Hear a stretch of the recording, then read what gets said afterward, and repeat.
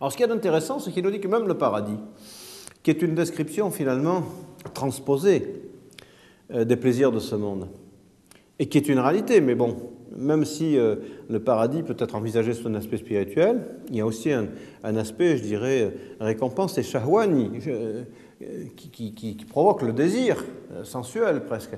Eh bien, il dit ce paradis, au même titre que ce bas monde dont il est en quelque sorte une image, il n'est désirable que parce que précisément il y a cette shahwa qui est inhérente à l'homme, hein, cette concupiscence qui est inhérente à l'homme, et ce désir n'aura pas de fin non plus.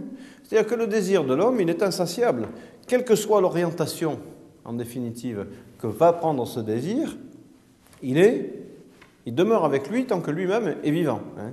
L'homme, en quelque sorte, est presque un animal fait de désir, hein, ou en tout cas, c'est un des aspects fondamentaux de sa personnalité dont il ne peut pas se défaire. Le tout, c'est de savoir comment il va l'orienter. Et soit il va prendre un plaisir suffisamment intense à la quête du divin pour lui faire oublier le plaisir de ce monde, soit il n'est pas du tout tourné vers ça, ou en tout cas il n'y trouve pas son plaisir, et il va orienter son instinct et son désir et son shauq vers les attraits mondains. Mais il n'y a pas de repos possible pour l'homme. L'homme, encore une fois, est de shahwa, est de désir. Soit son désir, il le transmue, il le sublime en amour divin, soit il en est incapable, il reste accroché au plaisir de ce monde. Mais il n'y a pas vraiment de repos pour l'homme. L'homme, encore une fois, est de désir par nature. Et une de ses raisons d'être, pour ainsi dire ici-bas, précisément, c'est d'exprimer ou d'illustrer la façon dont il va orienter ce désir.